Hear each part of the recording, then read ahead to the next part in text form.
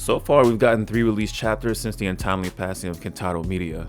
Throughout the events in these chapters, some things just haven't been adding up. Therefore, I have questions that need answering. They might be personal or some that others who are up to date with the manga are also asking. Right before we delve into the questions I have in anticipation for chapter 368, do me a solid and hit that subscribe button and drop a like to help the growth of the channel and to trigger the algorithm after watching this video. Now let's get into these questions.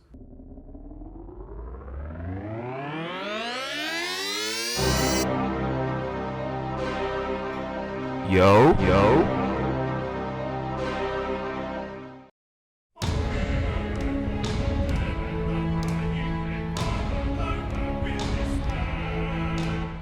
Now the first question I got is, did Guts figure out how to control his darker half? Aka the Beast of Darkness. We can see visibly in chapter 365 that once Griffith reveals himself, Guts' rage triggers the beast to creep up his cloak as per usual when wearing the Berserker armor and he's in uncontrollable frenzy.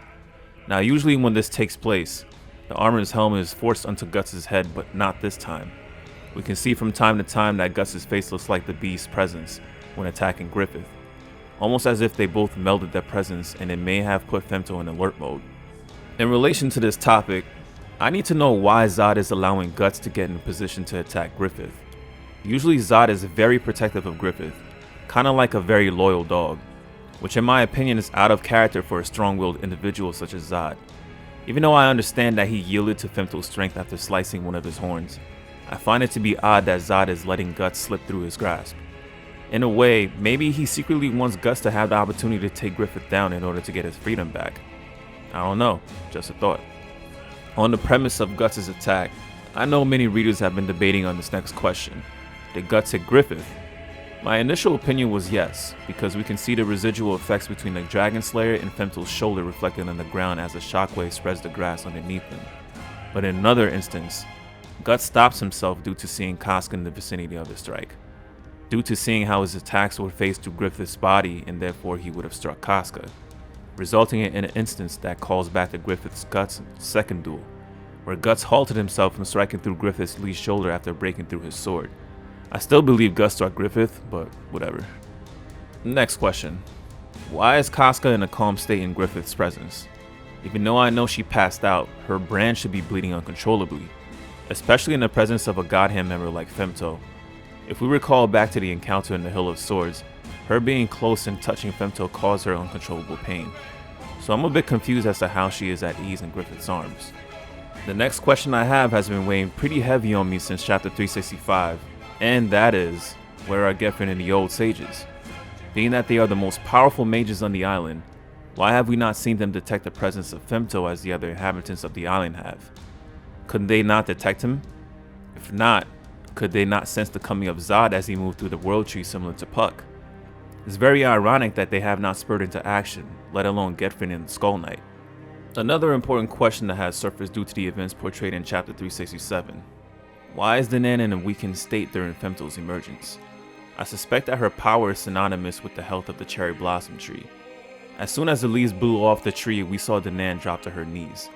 I have a feeling that her power stems from the amount of leaf petals that are on the cherry blossom tree, similar to how Chich, the fairy spirit of the flower whose healing powers light in the flower petals, saving Guts' life.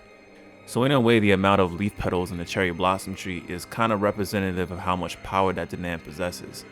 Therefore, when the leaf petals blew off, it took away her power, hindering her to transform into the Flower Storm Monarch. Just a thought. Now to one of my final questions. How are dark spirits popping up from under Elfhelm's surface?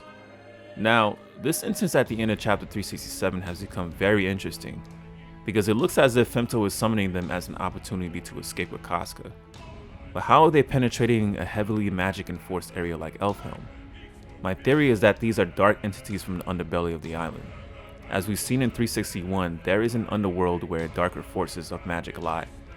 We've even seen mausoleums and graves when the crew stepped foot onto the island and they were attacked by a wickerman that was made up of straw and dark souls.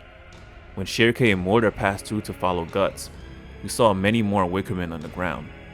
I believe Femto manipulated those souls in order to destroy the surface of Elfhelm. Continuing on the topic of dark entities, I wonder if more apostles will appear and invade the island similar to Zod.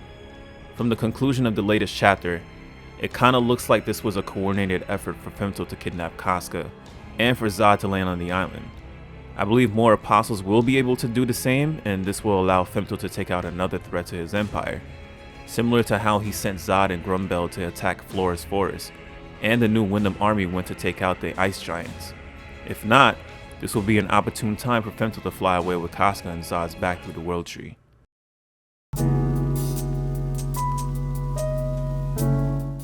Now, we all know my thoughts in the previous chapter, and although I may not be considerably happy with what is taking place with the content provided and the art style, I am looking forward to reading more in the story. If you're up to date on the chapters, what are some questions you have in anticipation for chapter 368? Let me know down in the comments. Don't forget to subscribe to the channel and stay locked in for future videos coming down the pipeline. You know the vibes. It's Kaizoku Sleven. Appreciate you.